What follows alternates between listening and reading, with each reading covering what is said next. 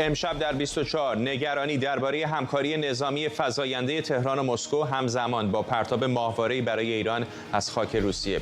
جمهوری اسلامی میگه پارس یک محصول کاملا داخلی و برای تصویربرداری از زمین طراحی شده. پایین‌ترین میزان مشارکت مردم در انتخابات در سالهای اخیر. نظرسنجی مؤسسه استاسیس میگه 66% ایرانی‌ها به پای صندوق‌ها نمیرن. انسحبوا اليهود من عند دول سكر الباب کشته شدن بیش از 100 زن و کودک منتظر در صف دریافت غذا در غزه. اسرائیل گفته این تراژدی در نتیجه ازدحام مردم رخ داده. و هشدار پوتین به غرب در مورد گسترش مرزهای ناتو. رئیس جمهوری روسیه میگه کشورش سلاحایی داره که میتونه کشورهای غربی رو هدف بگیره. از واشنگتن دی سی این 24 است با فرداد فرحزاد.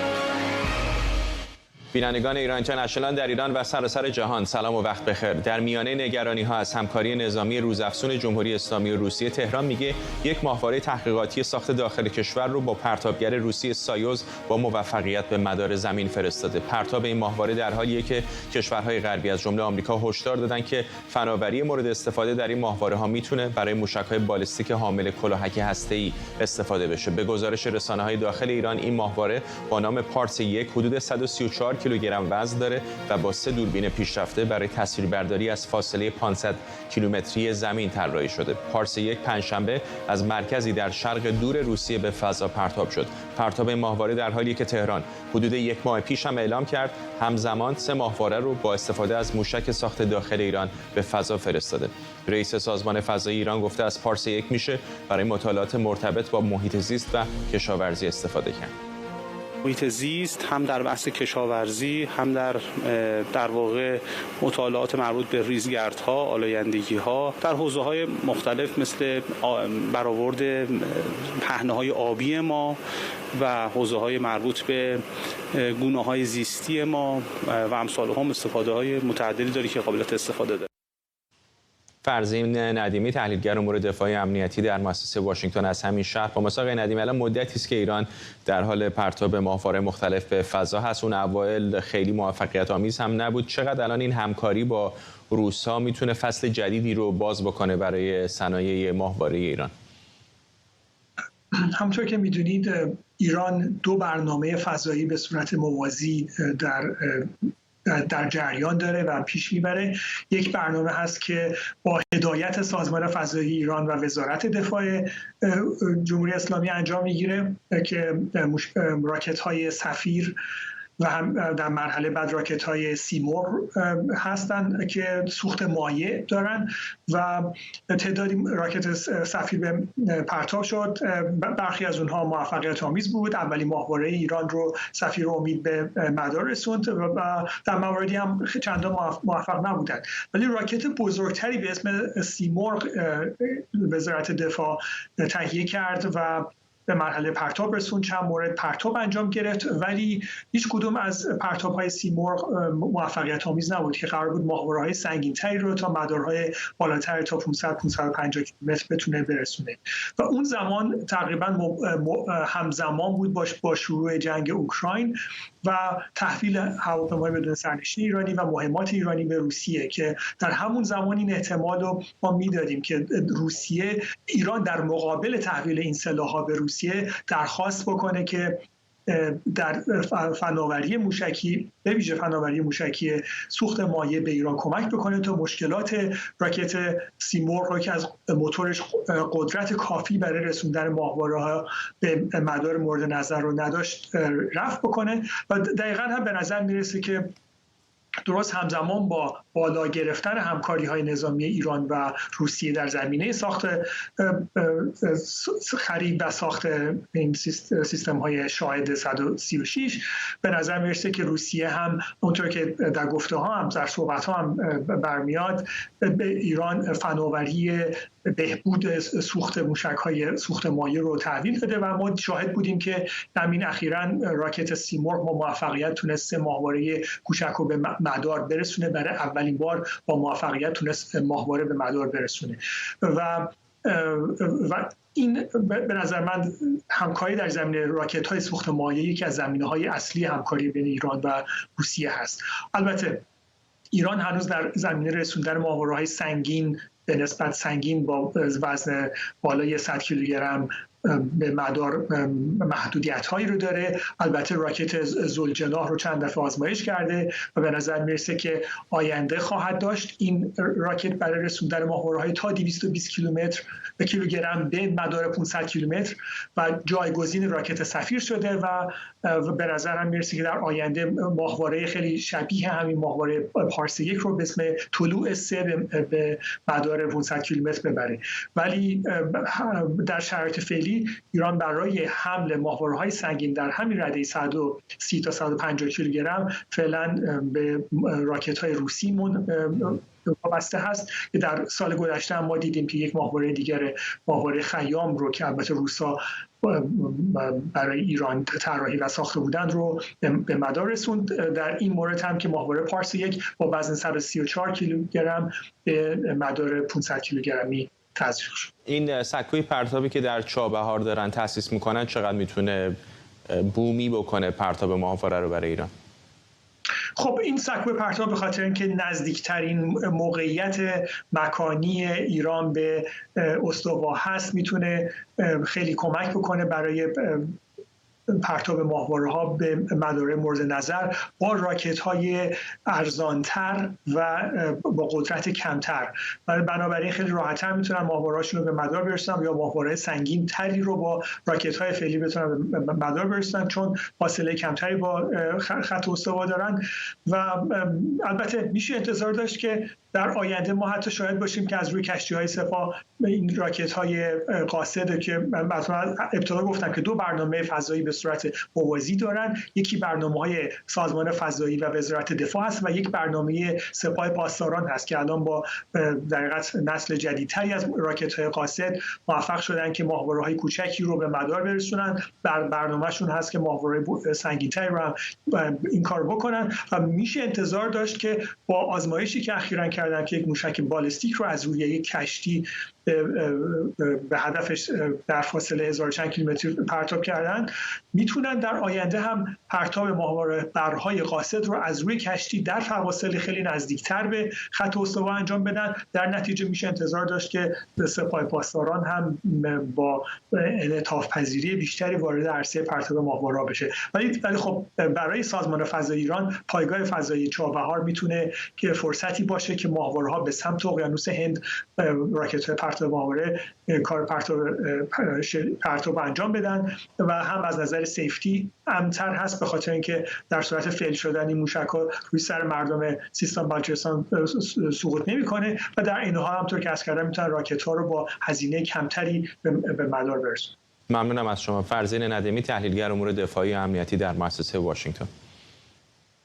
بر اساس جدیدترین نظرسنجی مؤسسه استاتیس که در هفته آخر بهمن ماه سال 1402 انجام شده، میزان مشارکت مردم در انتخابات مجلس 12 34% پیش بینی میشه. نظرسنجی نشون میده بی‌اعتمادی به نامزدها از مهمترین دلایلیه که 20% افراد در انتخابات شرکت نمی‌کنن. بی‌اعتمادی به حاکمیت و اینکه رأی مردم یا تصمیمات مجلس اهمیتی نداره از دیگر دلایل عدم شرکت شهروندان در انتخابات. استاتیس در این گزارش نوشته این میزان کاهش مشارکت در انتخابات تا به حال در نظرسنجی‌های مؤسسه و همینطور مؤسسه آیپز درباره انتخابات ایران سابقه نداشته. آلان توفیقی، تحلیلگر سیاسی از پاریس، با مساق توفیقی چطور می‌بینید این نظرسنجی رو؟ حرف از این هستش که بالای 66% شرکت نخواهند کرد در انتخابات. بله، کاملا طبیعی است. وقتی که بر اساس همین نظرسنجی فقط 30% مردم از عملکرد این مجلس فعلی راضی هستن، خب طبیعتا مردم این سوال رو از خودشون میپرسن که اساساً چرا باید در یک انتخاباتی که شرکت بکنن که حداقل‌های استانداردهای لازم رو نداره. یک انتخابات وقتی رقابتی نباشه، شبیه با آنچه که در ایران داره برگزار میشه، آزاد نباشه، یعنی فقط کسانی بتونن از فیلتر شورای نگهبان رد بشن که با اون استانداردهای مورد نظر حاکمیت که عملاً مطیع بودن و گوش به فرمان بودن هستش، خب مردم ناامید میشن و دیگه در انتخابات شرکت نمیکنن. همین الان وقتی این رو مثلا 66% نمیخوان در انتخابات شرکت بکنند، قبلا هم 58% در انتخابات مجلس 1400 شرکت نکردن. یعنی این روند کاهشی مشارکت مردم که البته فقط مختص انتخابات مجلس هم نیست، ما در انتخابات ریاست جمهوری دوره قبل هم دیدیم که 48% مردم شرکت کردن، یعنی باز 52% مردم شرکت نکردن. عملا در نظامی مثل جمهوری اسلامی که سرنوشت خودش رو به انتخابات گره زده و هر انتخاباتی که برگزار میشه تبلیغات میکنه که بله این انتخابات رأی به نظام هستش و یا در واقع میخواد از اون یک کلاه و نمدی برای مشروعیت خودش بسازه، وقتی که با این وضعیت مواجه میشه خب طبیعتاً به نظر من براشون شوک‌آوره. البته اگر شما دقت بفرمایید سالهای قبل همیشه قبل از 2-3 هفته یا حتی 1 ماه قبل از انتخابات در واقع مرکزهای مهم و معتبری مثل ایسپا و یا جاهای دیگه مثلا نظرسنجی‌هاشون اعلام می‌کردن، اما این بار این کار رو نکردن که به نظر من 2 دلیل داره. یکی اینکه خیلی مشارکت پایینه و شاید حتی مثلا بدتر از این وضعیتی باشه که این نظرسنجی استاتیست داره میگه، چون آقای محمود صادقی چند روز پیش گفته بود که در کل کشور 20 تا 27% مردم بر اساس نظرسنجی‌ها ممکنه شرکت بکنن. و نکته بعدی که اینها نمیخوان اعلام بکنن اون نظرسنجی‌های خودشون رو که در واقع فاجعه بار هستش نتایجش، این هستش که احتمالاً به فکر عددسازی و خب بالا بردن رقم اون مشارکت هستن که امر غیر طبیعی نیستش در جمهوری اسلامی. البته ایسپا هم یک نظرسنجی اگر اشتباه نکنم منتشر کرده که اونم در همین حول و حوش هست، میزان مشارکتی که حدس میزنن انجام میدن. من میفهمم که فاصله قابل توجهی داره حتی با انتخابات‌های قبلی و تعداد زیادی دارن شرکت نمیکنن، اما همین 30% هم اگر شرکت بکنن به اندازه کافی برای جمهوری اسلامی هست که نشون بده همچنان مشروعیت داره به جامعه جهانی، نه؟ ببینید مسئله مشروعیت به هر حال برای نظام‌های مختلف متفاوته. شما وقتی که مثلا یک نظامی مثل نظام در واقع فرانسه یا یک نظامی مثلا نظام کشورهای اروپایی و یا حتی ایالات متحده که اینها به هر حال از اون در مرحله استقرار قرار دارن و اساساً دیگه کسی اونجاها فکر این نمی‌کنه که مثلا خب ما می‌دونیم الان 40% در ایران براندازی دارای در واقع رأی هستش، دارای جاذبه هستش در نظرسنجی که مؤسسه در واقع گمان انجام داده بود. خب یا وقتی که امید به اصلاح کاهش پیدا کرده چیزی در حد 9% هستش، در همین نظرسنجی استاتیس هم مثلا توجه مردم به اصلاح طلبان چیزی حدود 10% هستش. وقتی یک چنین در واقع طیف بزرگی به وجود میاد که در یک سر اون براندازی است با یک رقم بسیار سنگین و ناامیدی به اصلاحات، خب طبیعتاً این نمیتونه در واقع مشروعیت بین المللی کسب کنه. چرا؟ به خاطر اینکه در نظام‌های امروزی یا در دنیای امروز علاوه بر مسئله انتخابات مسائل دیگه هم وجود داره برای کسب اینکه مثلا مشروعیت نظام‌ها رو با اون بسنجن. یکی مسئله نحوه برخورد اون نظام سیاسی با مردم معترض هستش. در ایران در هر اعتراضاتی که تا الان شده 500-600 نفر فقط مردم در خیابان‌ها کشته شدن، بجز اون مسئله کور شدن و یا مثلا زندان و اعدام و اینها. مجموعاً جمهوری اسلامی در وضعیت در واقع بغرنجی قرار خواهد گرفت با این درصد بسیار پایین مشارکت که میشه گفت شاید بعد از انقلاب بی سابقه بوده باشه. ممنونم از شما. آلان توفیقی، تحلیلگر سیاسی از پاریس. پارسال همزمان با اعتراضات سراسری ایران، گروه‌های مخالف جمهوری اسلامی در خارج از ایران هم فعالتر شدند. تعدادی از این مخالفان اواخر بهمن 1401 گروهی با نام شورای همبستگی برای دموکراسی و آزادی در ایران تشکیل دادند. حامد اسماعیلیون، نازنین بنیادی، شاهزاده رضا پهلوی، شیرین عبادی، مسیح علی نژاد، گلشیفته فراهانی، علی کریمی و عبدالله مهتدی اعضای این گروه بودند. چند هفته بعد 6 تن از اعضای این گروه منشور همبستگی و سازماندهی برای آزادی را منتشر کردند، اما عمر این شورا زیاد نبود و حدود 3 ماه بعد فرو پاشید. به تازگی مسیح علی نژاد در گفتگو با همکارم الناز کیانی روایتش رو از دلایل ناکامی این گروه بیان کرده که با واکنش‌های زیادی همراه شده. این بخشی از صحبت‌های او. آقای پهلوی، من برشون احترام زیادی قائلم و حاضرم خود ایشون هم بنشینه گفتگو بکنیم با هم دیگه. رهبران کشورهای غربی با ما زنان میشینن، تحقیرمون نمیکنن. ایشون هم بنشینه و پاسخگو باشه. 3 نفر رو به گروه منشور معرفی کردن. همه اعضا پذیرفتیم اون 3 نفر اضافه شدن. آقای شهدایی، آقای نقره‌کار، آقای فؤاد پاشایی. بعد از این که اون 3 نفر اضافه شدن، ایشون دوباره اومد گفت 3 نفر دیگر رو باید اضافه بکنید. آقای شاهین نجفی، آقای کلاشی، خانم دریا صفایی که اتفاقا اونجا همه با احترام گفتن خانم صفایی چون نماینده پارلمان هست، شاید چون سوگند برای بلژیک خورده باشن، در گروه دوران گذار ایشون میتونه در پارلمان‌های غربی اثرگذارتر باشه که من گفتم نه، من با ایشون هم تماس میگیرم. گفتگو تمام نشده بود. ایشون گفت خب اگر خانم دریا صفایی نه، شوهرش بگیم بیاد. یعنی گفتگو در این حد بود که ما متوجه شدیم ایشون رفت توییت کرد و اعلام کرد که موافقت نشد، در حالی که شما تک تک اعضا رو دعوت بکنید. حتی اون 3 نفری که اضافه شدن ما اصلا رأی نداده بودیم، اصلا هیچ کسی نگفت بله یا خیر. گفتگو در جریان بود که ایشون گروه همبستگی رو ترک کردن بدون اینکه شفاف سازی بکنن و به افکار عمومی اعلام بکنن. فؤاد پاشایی، رایزن شورای مرکزی حزب مشروطه ایران از لس آنجلس با ما. آقای پاشایی، خود اسم شما هم مطرح شد در همین مصاحبه. در این 1 سال و خورده گذشته هر کدوم از کسانی که مستقیم و غیر مستقیم نقشی در این شورا داشتن روایت خودشون رو دارند از اینکه چه اتفاقی افتاد که این شورا از هم پاشید. روایت شما چه اتفاقی افتاد که به شکست انجامید؟ با عرض ادب و احترام خدمت شما و بینندگانتون، در حقیقت سابقه داشت قضیه. به حساب 2 سال پیش وقتی که اون به حساب منشور نبض جمهوری اسلامی، اون کمپین نبض جمهوری اسلامی آغاز شد، خیلی از گروه‌های سیاسی در جریان بودیم که بتونیم با همدیگه یک همکاری و یک به حساب مشارکت رو به حساب ایجاد کنیم.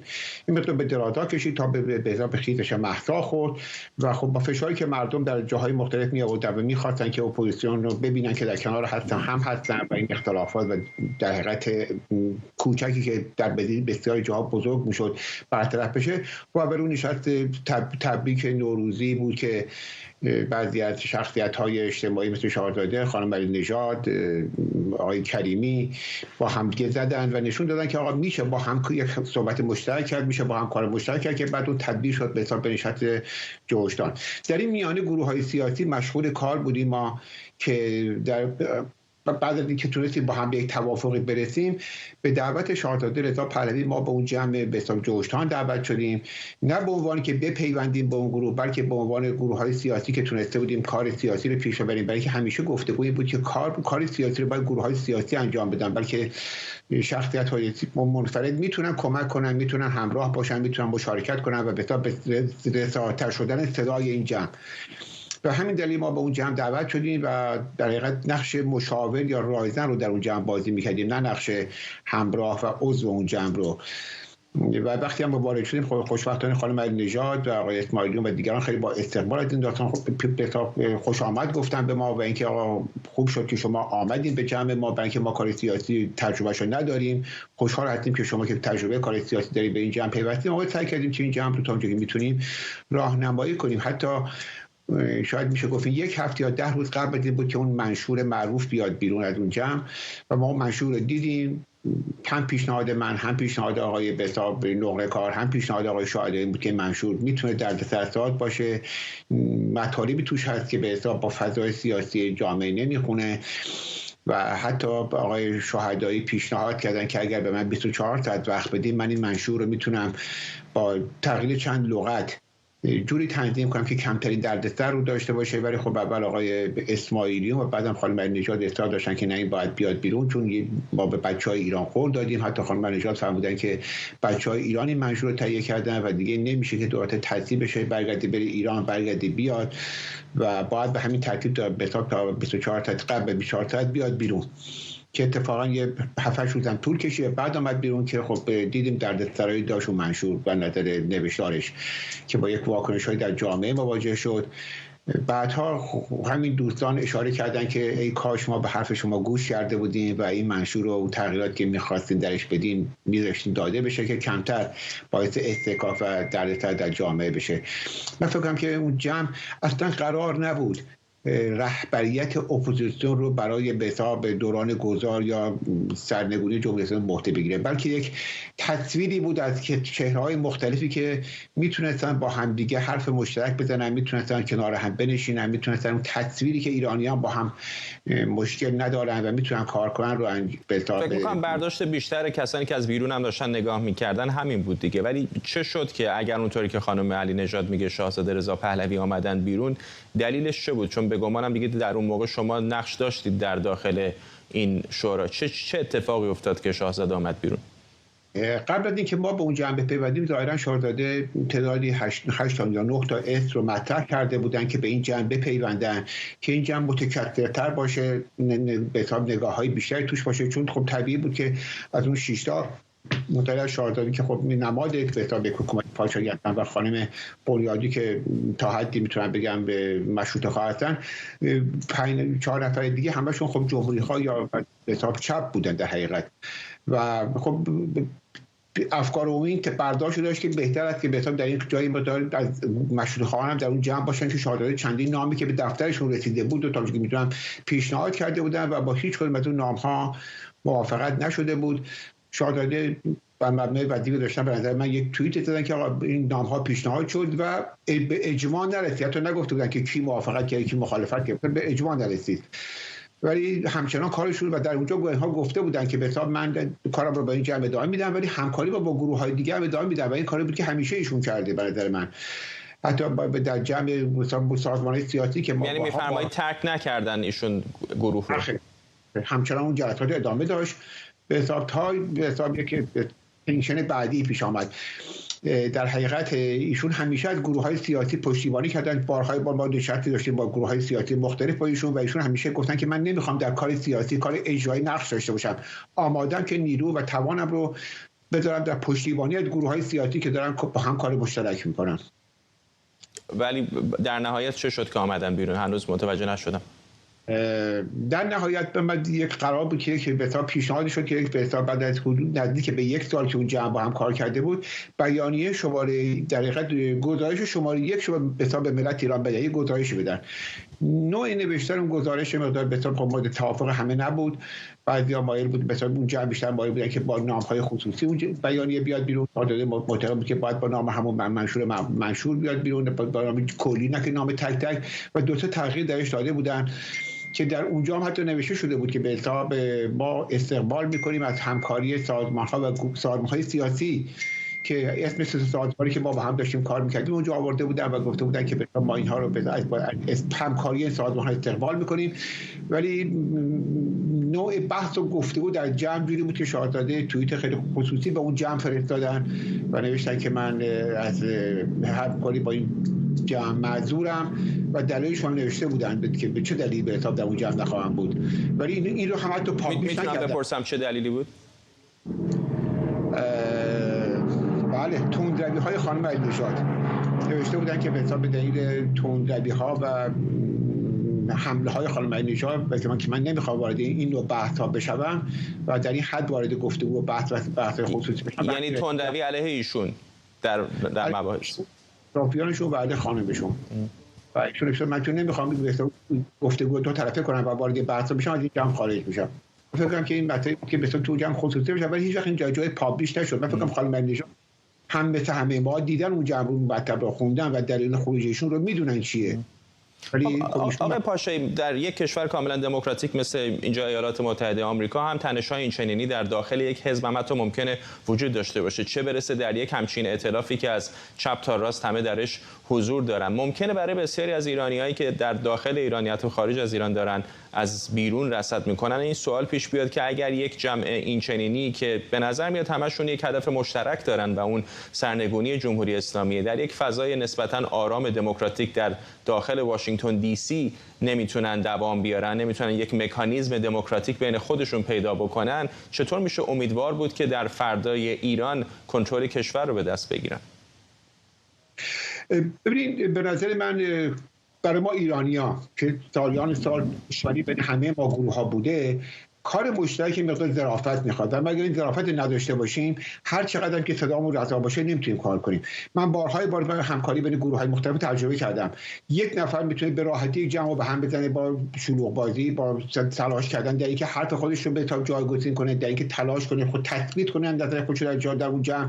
و ما که به دلیل اجبار بریم کنار هم نمیشیم، دلیل اجبارمون فقط اجبار میهنی که به حساب دوست داریم، ولی اگر قرار بشه اونجا مورد حمله قرار بگیریم، مدام به اون حمله بشه، مدام به حساب با تندی صحبت بشه، خب طبیعی اون جمع به هم میخوره. در همین جام هم شما در آمریکا هم اگه دو تا سناتور با هم گیج کنن، هر کدوم شروع خودشون میگن دو تا سناتورن و به دلیلی که در کنگره هستن باید با هم کار کنن، ولی اگه در اون کنگره نباشن با هم کار نمیکنن. همین نقدی که شما میکنید در مورد تند بودن و پرخاش کردن، همون طیفی که شما به عنوان چپ ازش یاد کردید در همین ائتلاف این ور اونور میشنویم که اونها هم همین اتهامات رو علیه مشروطه خواهان یا پادشاهی خواهان مطرح میکنن. فضای مجازی شاید خودش مشتی نمونه خروار باشه، میشه دید توییت ها رو که چه واکنش‌هایی به هم دیگه نشون میدن. چقدر فکر میکنید که اتفاقا طیف راست سیاسی اپوزیسیون ایران هم نقش بازی میکنه در این تنش‌ها؟ من فکر کنم که به ما دو تا مشکل داریم. یکی این است که کسانی از بیرون به حمله میکنن، یکی کسانی در داخل اون جلسات که میشینیم این بحثا رو باز میکنن. من معتقدم آن فشار بیرون خیلی نمیتونه اثر داشته باشه. همین الان ما داریم با گروهای سیاسی کار کنیم، به خود حزب ما به حزب هستیم که 30 سال داریم کار میکنیم. توی 30 سال ما به یک نفر، حتی یک نفر پاسخ ندادیم. فوش دادن، حمله کردن، حرفای مربوط به بیرون ابدا پاسخ ندادیم. اما طبیعیه اگه من برم توی جلسه که قراره با 2 نفر 3 نفر کار مشترک نزدیک کنم، اونا به من توهین کنن، خب جلسه به هم میخوره. خب الان این شکاف آقای پاشایی خیلی بزرگ هست، یعنی عیان هست دیگه، میشه دید در دو طرف یک بی‌اعتمادی هم به وجود آمده. اگر واقعا این شورا رو و بعد شکستش رو بخواید درسی بگیریم برای آینده، چه میشه ازش آموخت برای ائتلاف‌های بعدی یا همکاری‌های بعدی، یا اصلا به نظرتون راهی وجود داره برای همکاری و مشارکت در آینده؟ من فکر می‌کنم بله میشه، برای اینکه ما الان به حساب سازمان‌هایی هستیم که داریم با هم کار می‌کنیم. یک شورای همبستگی ایجاد کردیم، جلسه‌ای در 1 ماه پیش داشتیم که بسیاری از گروه‌های جمهوری‌خواه و شخصیت‌های منفرد جمهوری‌خواه مثل آقای دستمالچی و دیگران در اون شرکت داشتن. بسیار جلسه مثبتی بود. چرا این حمله هایی که شما میگیم در مورد فضای سایبری از بیرون به ما هم میشد، هم به ما هم به دوستان جمهوری هایی که در این جلسه شرکت کردن، در شورای گذار، به شورای تصمیم. ولی مهم بود که ما که در اون جلسه با هم بریم کار میکنیم، این حمله ها رو جدی نگیریم، رفتار خودمون با هم رفتاری باشه کاملا دموکراتیک، ارتباطاتی باشه بسیار دموکراتیک و من معتقدم اونجا کار میکنیم. متأسفانه در اون جلسه اینجوری نبود. در اون جلسه خب من معتقدم خانم عبادی بسیار محترمانه رفتار میکردن، بسیار دلشون میخواست که این جمع بچسبه. خانم بنیادی به همین ترتیب، آقای مختدی حقیقتا به نظر من که من شاید با نظرات سیاسی مخالف باشم، آدم سیاسیه، یعنی آدمی است که میشه باش کار سیاسی کرد، متوجه کار سیاسی است. ولی خب دوستانی هستن که میخوان با فشار مطلب رو پیش ببرن. خب در یه جمع اونجوری خود در یه جمع کوچک اون طبیعتا به هم میخوره اون جمع. ولی من امیدوار هستم که کار راه گرفته. الان اگر دوستان چه خانم علی‌نژاد چه دوستان دیگه مایلن کار جدی بکنن، میتونن بیان به جمع گروه‌های سیاسی که دارن کار جدی میکنن بپیوندن، کمکشون کنن. من دیدم خانم علی‌نژاد در گفتگوهاشون میگفتن که به حساب مقامات بین‌المللی به حساب سیستم محورن، شخص فرد محور نیستن. درستم میگن. برای همینم شاهد دادم میشه گفت آقا من نمیخوام در نوک پیکان حمله باشم، من آماده هستم تا نیروی خودم رو بذارم پشت سازمان‌هایی که میخوام با هم کار کنن. الان سازمان دارن با هم کار میکنن. من خوشحال میشم خانم علی‌نژاد به طور نیروشون در اونجا اونجا منعکس کنن، تشریف بیارن، اگه توانی دارن، اگه ارتباطی دارن، در اون گروه بذارن که ما بتونیم کارامون رو پیش ببریم. این حرکت رو به نظر من شروع شده و من امیدوارم در چند ماه آینده نشانه‌های بهتری از اون ببینیم. ممنونم از شما. فؤاد پاشایی، رایزن شورای مرکزی حزب مشروطه ایران از لس آنجلس. تعدادی از زنان ایرانی و افغان با گروهی از نمایندگان مجلس کانادا، سناتورها و فعالان حقوق بشر در پارلمان کانادا دیدار می‌کنند. در این دیدار چند ساعته ملاقات کننده‌ها در نظر دارند آپارتاید جنسیتی رو به عنوان جرم علیه زنان معرفی کنند. مهسا مرتضوی از محل نشست در اتاوای کانادا به ما پیوسته. بیشتر به ما بگو در مورد نشست. فردا سلام به تو و همراهان برنامه 24. از هوای بسیار سرد اتاوا با شما همراه شدم و یک نشست بسیار پرباری از صبح در جریان بوده. تعداد بیشتر از 35 زن ایرانی و افغان در نشست‌های مختلفی شرکت کردند، به صورت گروه با سناتورها و نمایندگان مجلس دیدار کردند و یک خواسته اصلی رو مطرح کردند. خواسته اصلیشون این هستش که بر علیه آپارتاید جنسیتی جرم انگاری در کانادا صورت بگیره و در نهایت بعد از اون بتونن این هدف رو به سازمان ملل منتقل بکنن و بعد از اون بتونن در دادگاه کیفری بین المللی این مسئله رو پیگیری بکنن بر اساس جرم‌های سازمان یافته‌ای که توسط طالبان و جمهوری اسلامی انجام میشه. یک کنفرانس خبری هم تشکیل شد که 10 نفر از کسانی که در این گروه شرکت کرده بودند به همراه علی احساسی که نماینده پارلمان ایرانی تبار هست که این گروه رو همراهی کرده بود تا بتونن به پارلمان راه پیدا بکنن. این کنفرانس خبری برگزار شد، در اون صحبت شد در مورد آپارتاید جنسیتی که توسط طالبان انجام میشه و فشارهایی که به نسل در واقع جدید زنان در افغانستان داره وارد میشه بعد از سلطه مجدد طالبان و اینکه این نکته که طالبان هرگز تغییر نکردن از دوره قبل تا به حال. در مورد خیزش انقلابی هم صحبت شد، کوب هدفمندی که علیه زنان ایرانی انجام شد، لمس‌های جنسی که در طول سرکوب انجام شد، در واقع تجاوزهای جنسی که در زندان‌ها انجام می‌شده و همچنان هم ادامه داره، در مورد اینها صحبت شد و در نهایت در موقعیتی که پیدا کردم با یکی از حاضرین این نشست صحبت کردم، با فیروزه بهرامی، و از او پرسیدم اگر در نهایت کانادا این رو بپذیره که جرم انگاری بکنه، آپارتاید جنسیتی رو در مجلس کانادا، چه عواقبی برای رژیم‌های مثل جمهوری اسلامی و طالبان خواهد داشت. اگر موافق هستید این مصاحبه خیلی کوتاه رو با هم ببینیم و برگردیم. این درخواست اصلی ما از دولت کانادا است، به خاطر اینکه دولت کانادا در جامعه بین‌المللی به عنوان رهبر در زمینه‌های حقوق بشر و حقوق زنان شناخته شده و حتی یک مندیت مشخص داره که باید در واقع سیاست خارجیش بر اساس سیاست‌های فمینیست باشه. تأثیری که این میتونه داشته باشه اینه که اگه ما بتونیم این تبعیض جنسی رو کدیفای کنیم،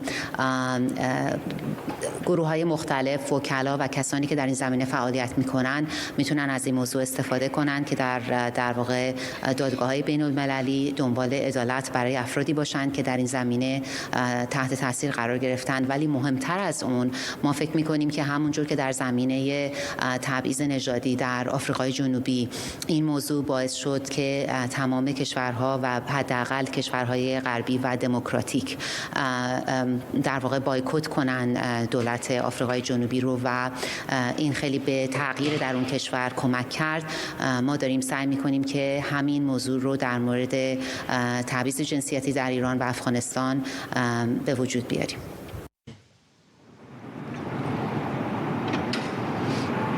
در زمانی که سوال و جواب در مجلس هم انجام میشه، علی احساسی نماینده ایرانی تبار پارلمان کانادا این گروه رو تعدادشون رو همراهی کرد. در اونجا به نمایندگان مجلس هم در مورد این موضوع بسیار مهم توضیح داد. در نهایت 4:30 به وقت محلی این نشست به صورت یک مجموعه برگزار بشه. تمام کسانی که از صبح فرصت گذاشتن و با این نمایندگان زنان ایرانی و افغان صحبت کردن در یک گروهی قرار هست کنار هم اتمام حجت بکنن و گام‌های بعدی رو مشخص بکنن که چگونه میشه به سمت جرم انگاری کردن آپارتاید جنسیتی در کانادا برداشت. فرداد.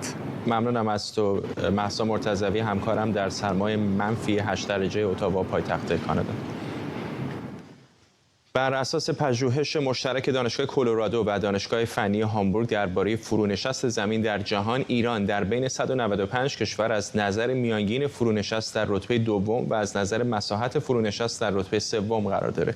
پژوهشگران برآورد کردند که بیش از 6,300,000 کیلومتر مربع زمین جهان از جمله 231,000 کیلومتر مربع مناطق شهری دچار فرونشست چشمگیر شده و نزدیک 2 میلیارد نفر رو متاثر کرده. در این میان مناطق جنوب آسیا بیشترین میزان فرونشست رو در سراسر جهان دارند. در نقشه جهانی فرونشست زمین 5 کشور نخست از نظر بیشترین میانگین فرونشست به ترتیب فیلیپین، ایران، کاستاریکا، اندونزی و ازبکستان شناسایی شدند. بر اساس این نقشه چین، اندونزی، ایران، هند و پاکستان 5 کشور نخست از نظر وسعت منطقه تحت تاثیر فرونشست هستند. از نظر جمعیت و نفوس هم هند، چین، اندونزی، پاکستان و بنگلادش بیشترین جمعیت در خطر فرونشست زمین رو دارند. نیکاهنگ کوثر تحلیلگر حوزه آب و محیط زیست اینجا در استودیو با ماست. بجز کاستاریکا تقریبا مابقیشون همه در آسیا هستن، ایران هم که در رتبه بسیار بالایی. چه اتفاقی داره میفته که اینقدر ایران متاثر داره میشه؟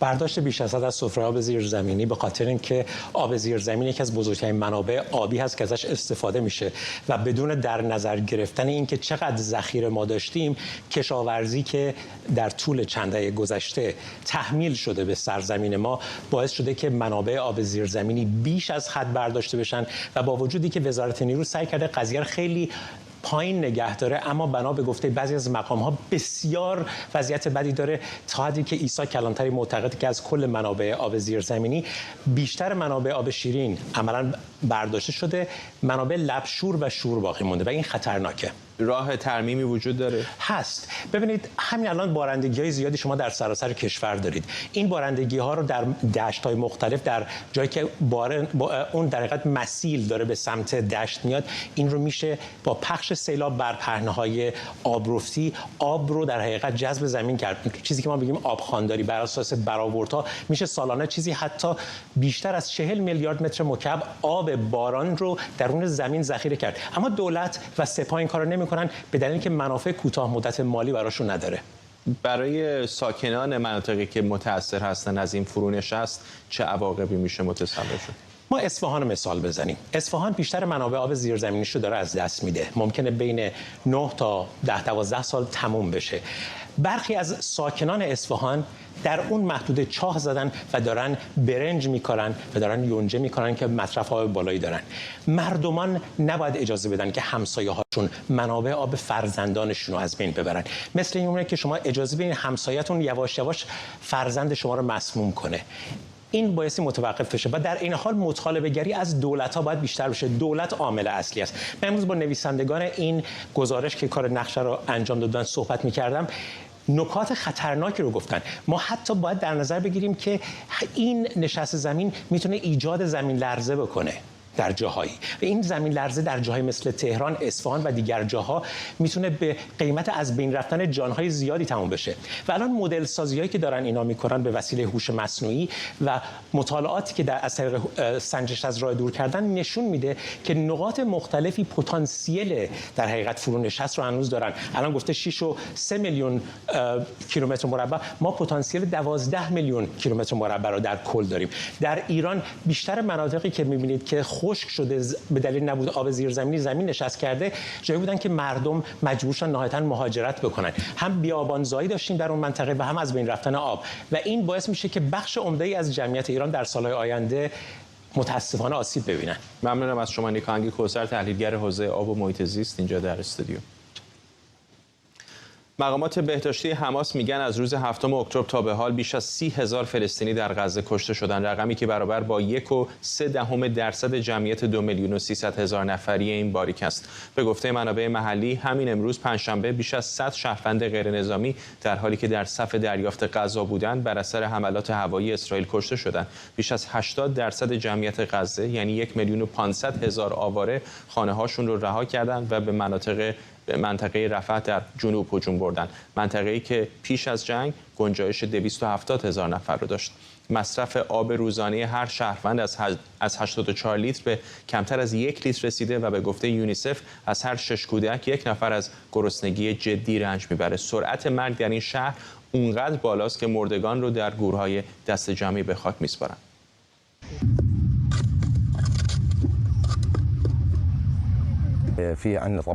ما اینجا 2 گور دست جمعی داریم. در یکی نزدیک به 80 نفر و در دومی هم نزدیک به 100 نفر به خاک سپرده شده. شما واقعا نمیتوانید میزان رنجی را که ما به عنوان آواره متحمل میشویم یا حتی رنجی که مردم رفح به خاطر پذیرایی این همه جمعیت و خطر متحمل میشوند را احساس کنید.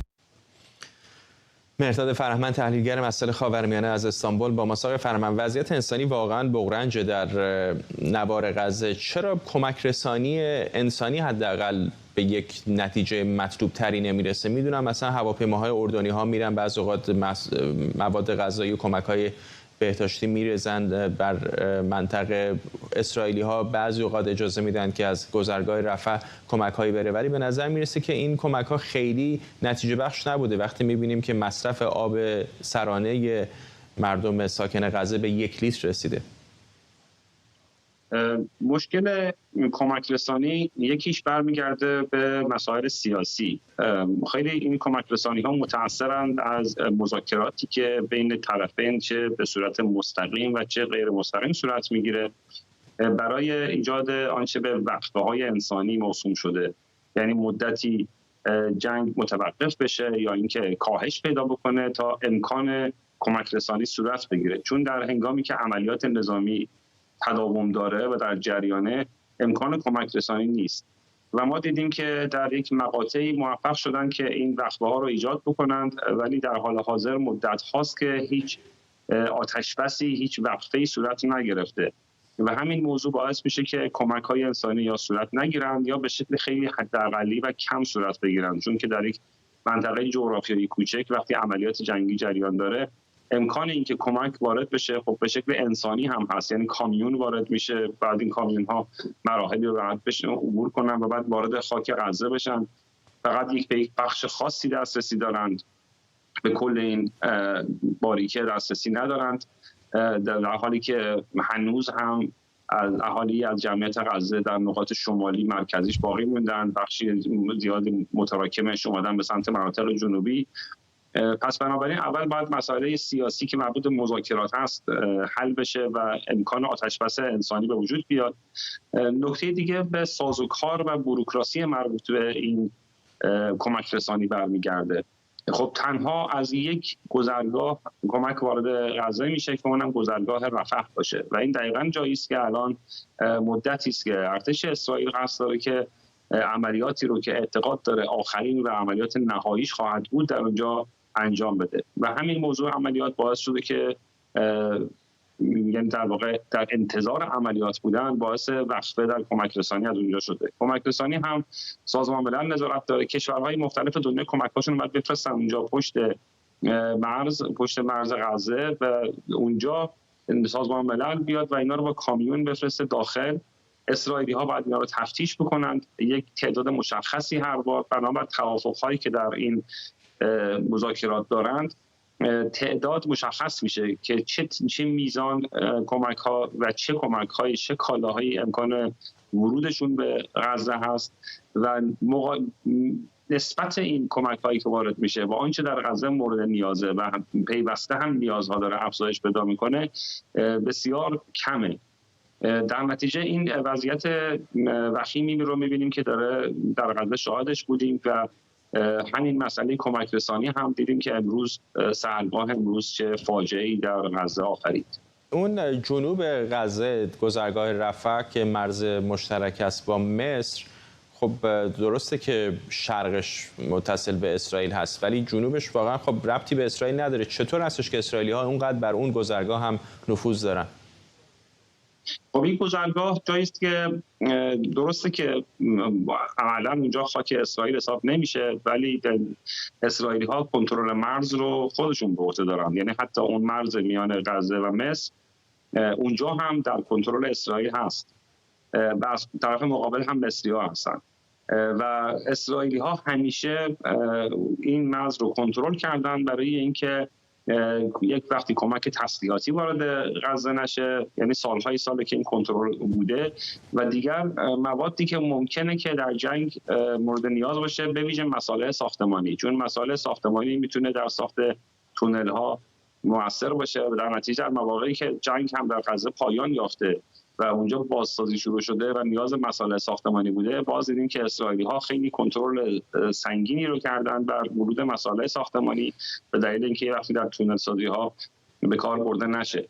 و حالا همونطور که گفتم باز همچنان این نظارت با سختگیری خیلی زیادی از جانب اسرائیلی ها در جریانه و اسرائیلی ها کنترل میکنند و سهمیه هم گذاشتن، یعنی تعداد کامیون هایی که میتونن وارد غزه بشن و حجم و وزن باری که میتونن وارد غزه بکنند مشخصه و کنترل شده است و از یک محدوده‌ای نمیتونه بیشتر باشه. ممنونم از شما. مهرداد فرهمند، تحلیلگر مسائل خاورمیانه از استانبول. ولادیمیر پوتین در سخنرانی سالانه‌اش برای نمایندگان در 2 مجلس سفلا و اولیای روسیه تهدید کرد که این کشور سلاحایی داره که میتونه کشورهای غربی رو هدف قرار بده. رئیس جمهوری روسیه غرب رو متهم کرد که برای نابودی روسیه از درون تلاش میکنه و هشدار داد که اگر ناتو در پی گسترش مرزهاش باشه، این کشور هم قوای دفاعیش رو تقویت میکنه. پوتین با تشکر از مردم و سرمایه‌داران روسیه به خاطر به گفته او حمایتشون از ارتش این کشور گفت جنگ روسیه در اوکراین از حمایت اکثریت مردم روسیه برخورداره. او ایالات متحده آمریکا رو متهم کرد که تلاش میکنه روسیه رو وارد یک مسابقه تسلیحاتی کنه. غرب با عادات استعماریش و رویکرد شعله‌ور کردن درگیری‌های ملی در سراسر جهان تنها سعی در مهار توسعه ما ندارد، بلکه آنها می‌خواهند روسیه به یک کشور وابسته، محو و در حال مرگ تبدیل شود که بتوانند هر کاری که می‌خواهند انجام دهند. اساساً آنها دوست دارند همان کاری را که در بسیاری از مناطق دیگر جهان از جمله اوکراین انجام دادند با روسیه انجام دهند. آنها می‌خواهند به خانه ما اختلاف بیاندازند و ما را از درون تضعیف کنند، اما آنها اشتباه محاسبه کردند. این امر امروز کاملا بدیهی است. آنها با موضع قاطع و عزم ملت چند ملیتی ما روبرو شدند. احمد بخشیده، استاد دانشگاه ملی اوراسیا از مسکو با ما. آقای بخشیده، درست هستش که ناتو در این سالها گسترش پیدا کرده، به مرزهای شرقی اروپا رفته، به همسایگی روسیه خودش رو رسونده، الان سوئد و فنلاند هم می‌بینیم عضو شدن، ولی از نظر کشورگشایی و اشغال و رفتن به کشورهای دیگه این فدراسیون روسیه بوده اتفاقا که از گرجستان، از آبخازیا بگیری تا کریمه در اوکراین و الان شرق اوکراین رفته به کشورهای دیگر. چطور آقای پوتین میتونه بیسته و غرب رو متهم بکنه به اینکه تلاش میکنن در روسیه نفوذ کنن؟ با درود خدمت شما. ابتدا فراموش نکنیم که این سخنرانی آقای پوتین که امروز 2 ساعت و 6 دقیقه طول کشید تو شرایطیه که حالا اون نه فقط رئیس جمهور کنونی روسیه است، بلکه خب به عنوان یک نامزد ریاست جمهوری داره صحبت میکنه و خب میخواد بگه که در واقع اقدامی که توی اوکراین انجام شد درست بوده، میاد سیاست‌های مختلفی رو متنوعی رو تو کشور میگه، برنامه‌های خودش رو داره تا سال 2030 میگه. در واقع یک سخنرانی تبلیغاتی در داخل خود کشور روسیه هم محسوب میشد و میخواد از سمتی خب این اقتدار رو هم برسونه که بگه که نه، ما نه فقط حالا اون چیزی که عملیات ویژه نظامی میخونه ما موفق شدیم تا امروز دستاوردهایی هم داشتیم، اگر که ناتو بخواد تهدیدی رو انجام بده خب اعلام کرد، مشخصا گفت که ما موشک‌های سرمت رو هم به زودی در مناطق جنگی مستقر میکنیم و نیروهای هسته‌ای روسیه در وضعیت آمادگی کامل قرار دارن. میدونید به نظر میرسه که البته این واکنشی که آقای پوتین داشت به همین توافق‌های دو جانبه‌ای هستش که با کیف امضا کردن و از طرفی خب توجه هم داشته باشیم که همین موشک سرمت رو که گفتش که به زودی تو مناطق جنگی مستقر میشه، خب این یک موشک بالستیک قاره‌پیما هستش که خب حالا هم میتونه کلاهک هسته‌ای داشته هم باشه، هم کلاهک‌های جنگی متعارف و خب مشخصا می‌بینید روسیه از ابتدا هم که این موشک رو نمایی کرد، کارشناسان همه صحبت می‌کردن درباره اینکه او بخواد خاک آمریکا رو هدف قرار بده و اینجا در واقع میخواد این پالس رو بده که نه، آمریکایی‌ها نباید بیان یا غربی‌ها نباید نیرو بفرستن در داخل اوکراین. اما جناب فرزاد در این حال خب این نکته هم وجود داره که او میگه که روسیه آماده گفتگو با آمریکا در مورد ثبات استراتژیک هستش، یعنی یک سایه روشنی که هم آماده صلح هستش و همین که اگر بخواد از خطوط قرمزی که حالا روسیه در نظر داره عبور بشه، پاسخ خیلی محکمی از سمت مسکو داده میشه. فکر کنید روسیه و خود آقای پوتین خسته شدن از این جنگ یا هنوز افکار عمومی و خود دولت آماده ادامهش هست؟ من گمان میکنم که به هر حال همه طرف‌ها، نه فقط روسیه، همه طرف‌ها، خود غرب هم همینطور، اروپا هم همینطور، مشخص نظرسنجی‌ها هم داره نشون میده همه انتظار دارن که دیگه حالا بعد از گذشت 2 سال به یک آتش‌بسی برسه. حداقل اگرم نمیخواد صلح بشه که تقریبا همه میدونن امکان صلح در اوکراین خیلی ضعیفه، یعنی ما میتونیم فقط انتظار یک آتش‌بس رو داشته باشیم، اما انتظار همین آتش‌بس رو میتونن داشته باشن که حداقل هر یک از طرفین خودشون رو رو احیا بکنن. خب به نظر میرسه که یک سناریوی مطلوب میتونست برای آقای پوتین هم تا انتخابات ریاست جمهوری که حالا در واقع 3 هفته دیگه انجام میشه در روسیه این اتفاق میافتاد. خب مطلوب او بود که البته این اتفاق نیفتاد. ممنونم از شما احمد بخشیده، استاد دانشگاه ملی اوراسیا از مسکو. بلومبرگ میگه به رغم ده‌ها بسته تحریمی علیه روسیه در اتحادیه اروپا، فناوری تسلیحات ممنوعه تولیدی این کشورها به ارزش 10 میلیون یورو همچنان روانه مسکو میشن. گزارش میگه تقریباً 1/4 از 450 میلیون یورو از کالاهای حساس که در 9 ماهه اول سال پیش به روسیه رسیدن مستقیما از اروپا ارسال شدن. بر اساس این گزارش روسیه اما بیشترین اقوام رو از طریق کشورهای ثالثی مثل ترکیه، امارات، صربستان، چین و کشورهای آسیای میانه وارد کرده. بلومبرگ میگه چون بیشترین تجارت‌ها از طریق زنجیره‌ای از شرکت‌های کوچک خارج از اتحادیه اروپا که اکثراً در چین مستقر هستن انجام میشه، ردیابیشون دشواره. دامون گلریز تحلیلگر امور بین‌الملل و مدرس دانشگاه لاهه از همین شهر با مثال گلریز تقریبا مثل شرایط ایران به شکلی اینطور نیست که از طریق کشورهای مثل ترکیه و امارات خیلی از تحریم‌ها رو دور میزنن. حالا روس‌ها به یه شکلی دستشون حتی بازتر هم هست. درود بر شما بینندگان عزیز. دقیقاً همینه. قطعاً روسیه یعنی پوتین از جمهوری اسلامی یاد گرفته که چطور باید دور بزنه. البته این فقط بخشی از واقعیت دیگه این هستش که 2/3 وارداتی که مطرح بود در گزارش شما واقعا از طریق اروپا وارد نمیشه، بلکه از طریق همین چین و بقیه کشورها. به علاوه اینه که فقط کمتر از 0.5 میلیارد از واردات 10 میلیاردی روسیه از کشورهای دیگه از طرف اتحادیه اروپا است. یعنی تا حدود این تحریم ها خب تأثیر گذاشته، ولی خب اجرای این تحریم ها در یک اتحادیه‌ای که هدف اتحادش در 70 سال گذشته در عمل تقویت تجارت بوده، کار بسیار سختیه با 27 کشور و شرکت‌های مختلف.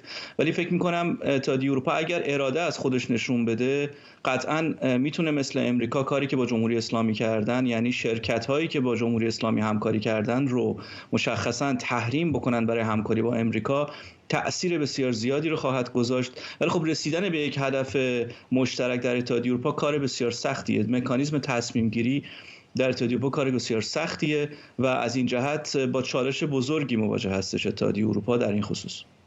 اتحادیه اروپا هم میگیم به نظر نمیاد همشون دقیقاً هم صدا باشن. حالا سعی میکنن تا اندازه این اختلافات رو نشون ندن، ولی مثلا همین تازگی که رئیس جمهوری فرانسه حرف از فرستادن نیرو زد دیدیم با مخالفت مابقی کشورها روبرو شد، یا مثلا همین الان مجارستان رویکردش خیلی متفاوت است با بعضی از کشورهای غربی تر این اتحادیه.